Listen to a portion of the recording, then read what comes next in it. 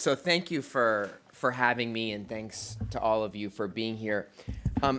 Today I want to talk about how we hold tech companies accountable for protecting privacy, especially for children. So as the debate on privacy and tech industry accountability heats up, it's worth reflecting on how we enforce or seek compliance with many of our laws in our society. And the typical legs of the stool include enforcement by federal agencies, enforcement by state agencies, and enforcement by individuals and private parties, relying on a mix of federal, state, and common law. Now, sometimes privatized policing mechanisms take the place of one or more legs of this stool. This can take the form of requiring the market to pay for companies to conduct independent reviews, assessments, and audits. And particularly in the recent news about Boeing, there's often laws and structures that provide for so-called self-regulatory solutions, and that these give companies special treatment if they pay fees to a private company that will examine them. So today I want to talk about these privatized privacy policing regimes with a focus on the framework created by the Children's Online Privacy Protection Act. So as we debate a new privacy and tech accountability law, I think we should question whether enforcement regimes that include or rely on private sector for-profit regulators paid by regulated entities can be effective, given that these regulators may lack the right incentives to crack down on the very companies that pay their bills. According to a survey conducted by the FTC in 1998, 89% of commercial websites geared to children collected personal information, but only 1% required parental consent to the collection or disclosure of that information. And later that year, of course, just over 20 years ago, Congress passed COPPA. Importantly, the law does not explicitly give parents the right to have their day in court with companies that illegally spy on their kids. Instead, it created this privatized policing mechanism to supplement FTC enforcement, known as the Safe Harbor Program. The program allows organizations to oversee websites and apps for compliance, and in exchange for enrolling, companies are shielded from formal enforcement actions by the FTC. So I want to start with a quick summary of how these safe harbor provisions work. Industry groups and organizations can seek a vote from the Federal Trade Commissioners to be designated as an approved safe harbor program. Once approved, they in turn can start enrolling and charging fees to operators. These are the companies that run websites and apps directed to children. Now, the rules under COPPA spell out the requirements by which the FTC should evaluate any application to become an approved program. These programs must lay out the guidelines and rules that operators must follow in order to participate. They also have to ensure that they will independently assess any operator for compliance with their program's guidelines, including conducting a review of their policies and practices at least once per year. And in addition, and this one to me is very important, the programs must have robust disciplinary mechanisms for operators. Our rules spell out examples of what those disciplinary actions could be. Mandatory public reporting of any action taken against the operator, redress to consumers, voluntary fines paid to Treasury, and referral of violators to the FTC. And again, what do companies get in return for enrolling with a safe harbor? As the name suggests, they are deemed to be in compliance with the law's substantive requirements on parental consent, parental right of access to data, parental right of data deletion, security of data, and limitations on third-party sharing, among others. A recent FTC announcement plainly stated companies that comply with an FTC-approved safe harbor program are exempt from agency enforcement action under the rule. To be clear, This means that the Federal Trade Commission is blessing a private organization with developing rules, monitoring for compliance, and disciplining those who break those rules. In exchange, these private organizations can charge fees, and participants get extremely favorable treatment under the law. Now, like anyone who's an enforcer, I like seeing good faith efforts for those who want to comply with the law. So when companies retain a third party to kick the tires on their privacy practices, that's one indicator that might suggest they're doing their best and trying to comply. So in many arenas of law, that factor carries weight when it comes to exercising prosecutorial discretion. You look at the facts, you see what they're trying to do, and you make a determination based on that. But should hiring a third party give you a free pass altogether? While these COPPA safe harbor programs are surely helping companies see how to improve their practices, these self-regulatory organizations really might have conflicting incentives, especially those that operate as for-profit entities. So as we look to a future framework in any new privacy law, I fear that these privatized policing mechanisms could lead to online services paying private organizations primarily to avoid legal consequences when they violate the law. Since the finalization of the initial COPPA rules, the FTC has voted to approve several programs, including Aristotle International, the Children's Advertising Review Unit, Entertainment Software Rating Board, iKeepSafe, KidSafe, Privo, and Trustee. These programs in turn oversee hundreds of firms that operate scores of websites and apps directed to kids. Erie Meyer, my office's technologist, and I worked with FTC staff to obtain and analyze documents and data about the safe harbor programs. We specifically examined annual reports required to be filed by the programs with the FTC. And here were two of the things we found that we wanted to share with you. First, while programs often had requirements for participants to provide a mechanism for parents to file complaints directly with the safe harbor organization, the programs generally received very few, often zero complaints. Now, consumer complaints are a critical vehicle for effective enforcement. It's how we find so much of what might be going wrong. The FTC's Consumer Sentinel program has helped the FTC, as well as state AGs and other law enforcement agencies across the country, identify trends and take action when complaints start piling up. Now, while one interpretation of this finding is that everything is just hunky-dory and there's clearly no problems, so don't look here, I'm not so sure. For example, in our analysis, we sometimes had trouble finding how to file a complaint with these organizations. We also thought many parents would find the forms confusing or cumbersome to complete. And I sometimes have wondered whether these organizations even have the right incentives to want to have more complaints be filed.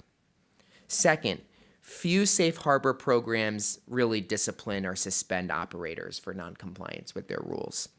When online operators violate the rules, safe harbor programs typically took steps to try to bring those websites or apps into compliance rather than formal disciplinary action.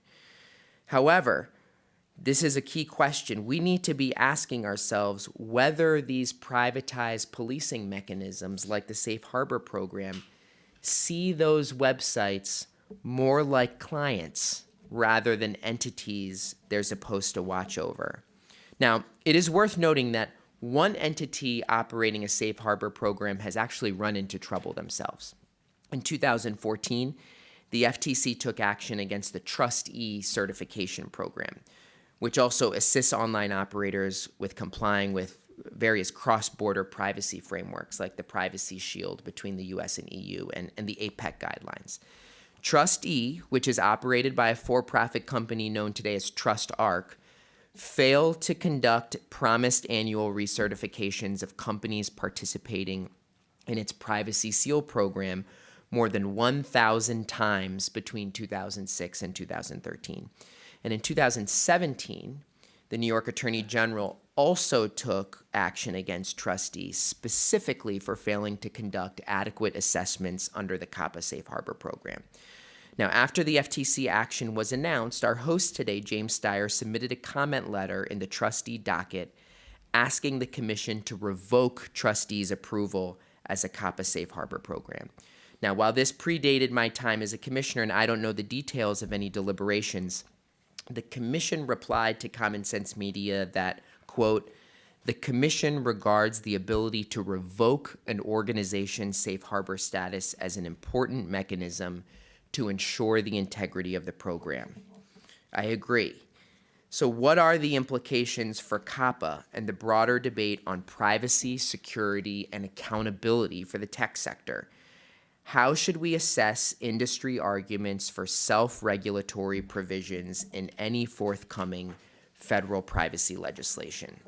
Well, first, we need to be clear-eyed about the distorted incentives of privatizing privacy police.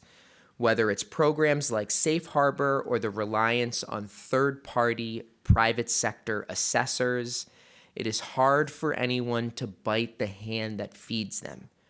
Whenever regulated entities pay fees or shop for a regulator, are the incentives there for the regulator to be tough, or are they just there to compete on who can be the most lax and forgiving?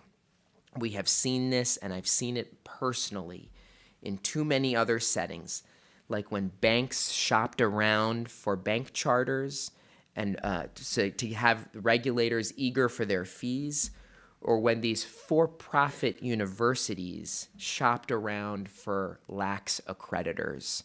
The results were devastating. Now, to mitigate the concerns about distorted incentives and regulatory capture, I think the FTC should make more documents about the safe harbors public.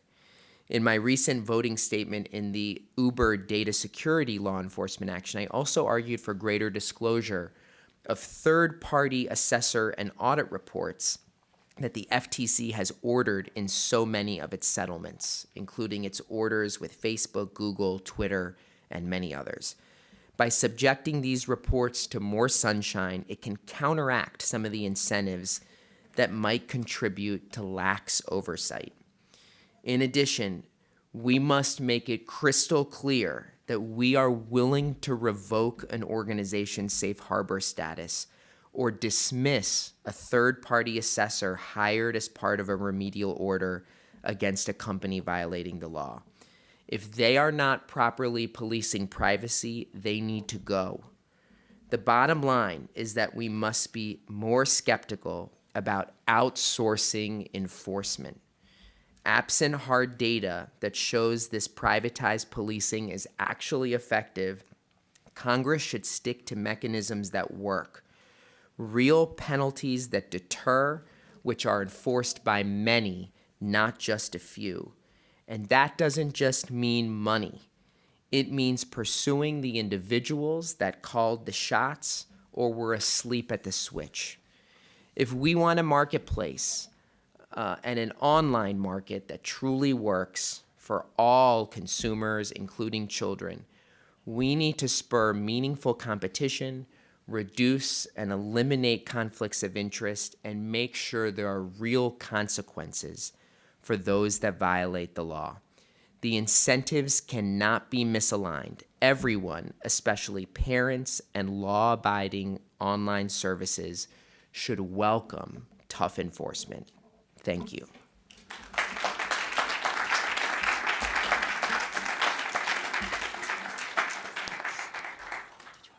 Sure, you can take it. We have time for a couple questions. Angela? Yeah, I want to say thank you for all of your remarks, and I really support what you're saying.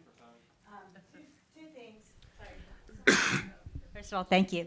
I think I need to correct you. Maybe Common Sense Media did file, but it was actually the Georgetown Institute for Public Representation that filed the comments on behalf of Center for Digital Democracy and the Campaign for a Commercial-Free Childhood about the trustee consent decree. Yes, we did get many comments. Yes, Okay. You are right. Yeah, I know Epic also filed as well. But I think it's a bigger problem than even that you've stated. If you could you tell us, for example, actually how many websites or apps or companies are part of these safe harbors compared to the universe of kid-targeted apps, websites, et cetera, online services? Yeah, I don't have the exact number, and they have claimed and asserted confidentiality in these annual reports, and I would like to figure out how to get past that. But, there is not an accurate market sizing to my knowledge in terms of an actual count of how many websites, but I don't think the safe harbors dominate and have huge enrollments, but it is a meaningful part. And, I also made this point more broadly, that it's really about the incentive structure they have, especially for those that are for profit.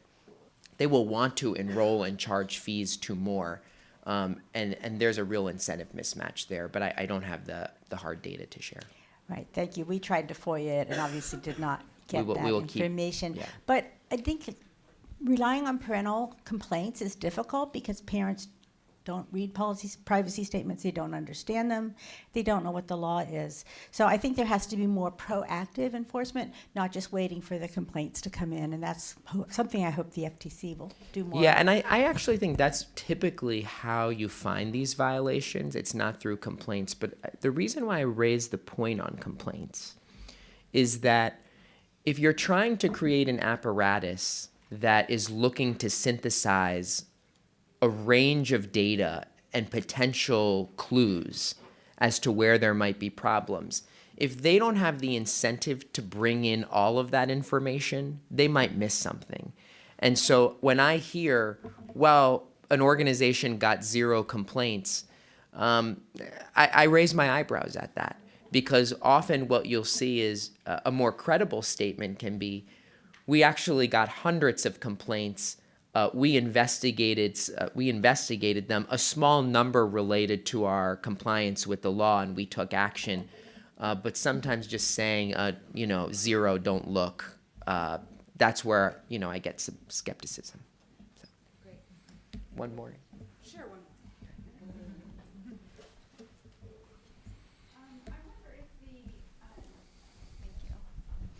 I wonder if the FTC is working with schools at all. We find, I work with the Montgomery County Council of PTAs on the Safe Technology Committee, and we keep an incident log from the parents. They call us and say, this app is, a third-party app that's being used in the classroom.